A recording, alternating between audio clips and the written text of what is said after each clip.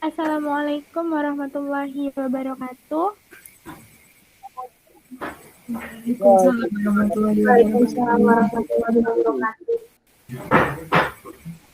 Kami dari kelompok 8 yang beranggotakan Muhammad Yani Putra, Elvina Novirianti, Malihatus Solihah, Irwantisa Anisdian, Ginanjar Febrian Nugroho akan menyampaikan materi tentang serat suluk. Materi yang pertama akan disampaikan oleh Elvina. Kepada Elvina dipersilakan. Baik, terima kasih atas kesempatannya. Di sini saya Elvina Novirianti akan menjelaskan tentang definisi sastra suluk. Sastra suluk sebagai salah satu jenis karya sastra Jawa pesisiran yang mengandung ajaran kerohanian tasawuf atau bernuansa tasawuf yang berupa petunjuk tentang keyakinan, sikap, tata cara yang dilakukan seseorang untuk mencapai posisi sedekat-dekatnya dengan Tuhan. Sastra suluk merupakan ekspresi sastra yang berasal dari masyarakat atau kelompok, khususnya Jawa, yang berdiam di daerah pesisir, khususnya bagian utara Pulau Jawa, dan mempunyai fungsi tertentu bagi masyarakat penduduknya. Menurut Jalaluddin menjelaskan bahwa suluk adalah perjalanan yang ditentukan bagi orang yang berjalan kepada Allah dengan melalui beberapa batas-batas dan tempat-tempat dan naik beberapa makom atau martabat yang tinggi, yaitu perjalanan rohani dan nasrani. Menurut Al-Aziz menyebutkan, suluk ialah berjuang atau berusaha melepaskan diri dari belenggu hawa nafsu dengan melalui beberapa metode fase untuk mencapai makrifat.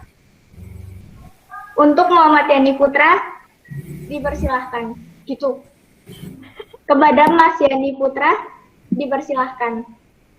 Terima kasih kepada Mbak Maliha telah mempersilahkan saya untuk mempresentasikan hasil kelompok ini. Saya akan membacakan ciri-ciri dari suluk. 1.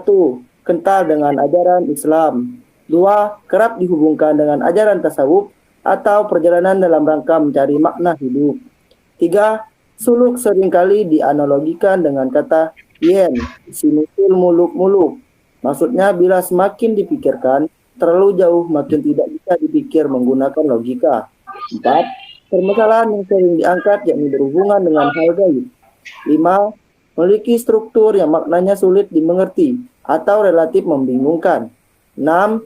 Sastra suluk umumnya ditulis menggunakan tembang mocopat, tetapi ada juga yang berbentuk prosa. Terima kasih. Terima kasih pada Mas Putra. Sejarah penciptaan sastra suluk.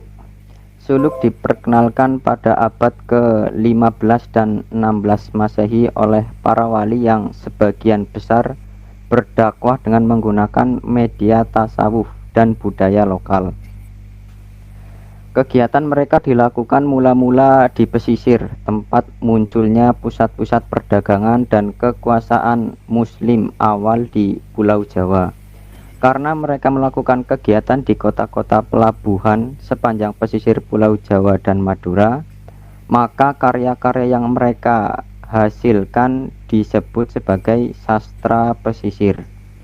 Pada awal abad ke-17 Masehi, dengan pindahnya pusat kekuasaan Jawa ke pedalaman, kegiatan penulisan suluk berkembang pula di pedalaman, terutama di pesantren dan pusat-pusat kekuasaan.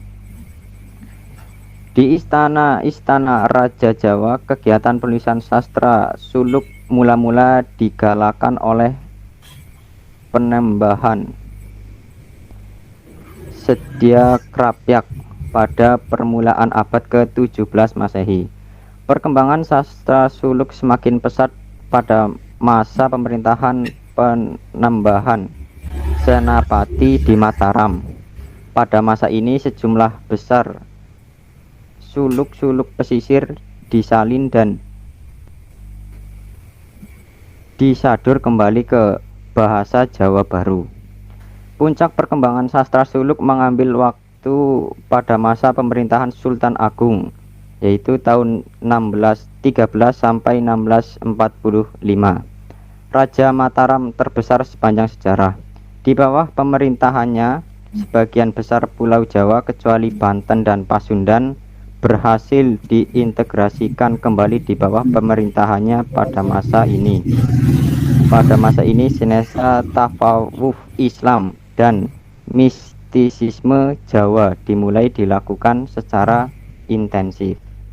Terima kasih dari saya. Kemudian dilanjutkan oleh Mbak Irwantisa Anis.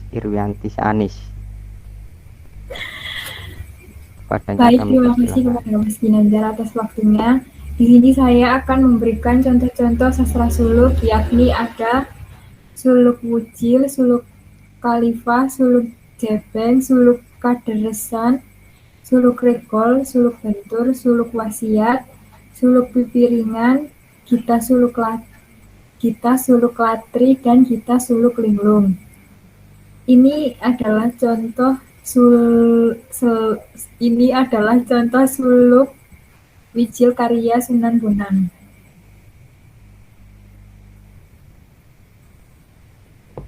Demikian dari saya kembalikan ke moderator, Mbak Maliha. Terima kasih. Terima kasih kepada teman-teman yang telah menyampaikan materi tentang serat suluk. Apabila kami dalam menyampaikan ada kesalahan, mohon maaf yang sebesar-besarnya. Saya akhiri. Wabillahi taufiq wal hidayah. Wassalamualaikum warahmatullahi wabarakatuh. Waalaikumsalam warahmatullahi wabarakatuh.